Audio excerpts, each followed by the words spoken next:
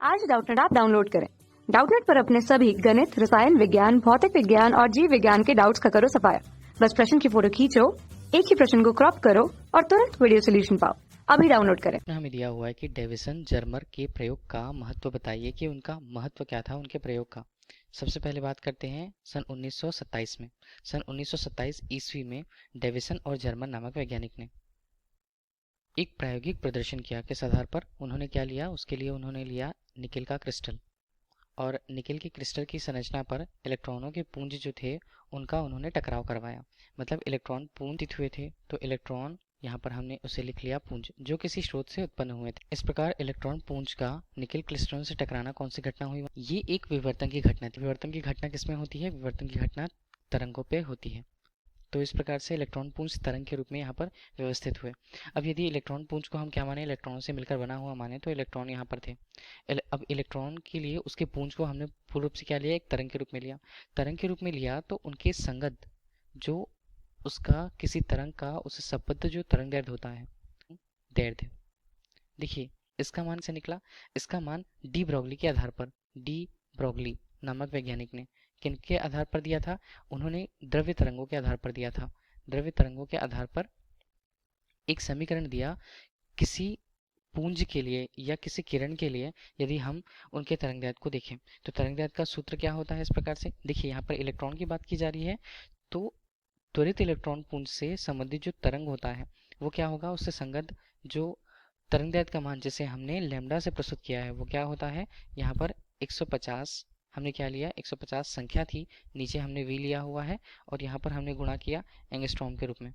ठीक है, तो किसी एक संगत वोल्टेज की बात करते हैं जो इस प्रयोग में उपयोग हुआ था। तो 54 वोल्ट यहाँ पर उपयोग हुआ था। ठीक है, 54 वोल्ट से इलेक्ट्रॉन को त्वरित किया गया था। इस प्रकार इनके मान को हमने रखा तो लैम्डा का मान कितना मिला? इसके पश्चात लैम्डा का मान प्राप्त हुआ था 1.67 एंगस्ट्रॉम लगभग। ठीक है, अब ये डी ब्रोगली तरंगदैर्ध्य के मान को बता रहा है उस इलेक्ट्रॉन पुंज से संबद्ध।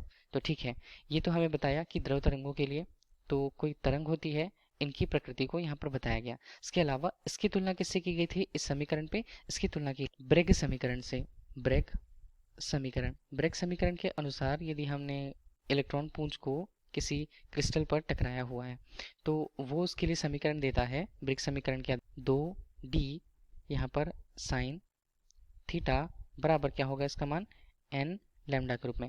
n हमें क्या बता रहा है? n हमें पहले पर्त के लिए, मतलब यदि वहाँ पर क्रिस्टल उपयोग हुआ है और क्रिस्टल के हिस्से पर इलेक्ट्रॉन पुंज वहाँ पर यदि आपतित होते हैं तो कौन सी घटना होती है, ये ब्रेग समीकरण द्वारा दिया गया था। तो लैम्डा का मान यहाँ पर हम निकाले तो n का मान हमने 1 रखा और यहाँ पर d जो है, d क्या बता रहा है? क्रिस्टल में दो भागों के मध्य की दूरी को बताया जा रहा है और वो दूरी सामान्यतः कितनी होती है? 0.91 यदि हमने उसे मीटर के रूप में लिया है तो इस प्रकार से लैम्डा का मान भी हल करने के बाद कितना मिलता था? ये भी 1.65 एंगस्ट्रॉम के लगभग। मतलब इसका मान डी ब्रोगली तरंगदैर्ध्य के जो मान है उसके संगत मेल खाता था या लगभग ये दोनों बराबर थे। इसका मतलब था कि इलेक्ट्रॉन पुंज में जो इलेक्ट्रॉन है, इलेक्ट्रॉन जो तरंग के रूप में यदि गतिशील आवेशित होती है तो वो तरंग के रूप में संबद्ध होती है। और इसी इलेक्ट्रॉन के लिए उसके तरंग प्रकृति को डेविसन जर्मर प्रयोग द्वारा ही प्रतिपादित किया गया था और यही उसका महत्व हुआ। धन्यवाद।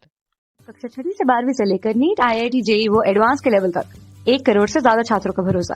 आज ही डाउनलोड करें डाउटनेट ऐप या व्हाट्सएप करें अपने सारे डाउट्स 8400 400 400 पर।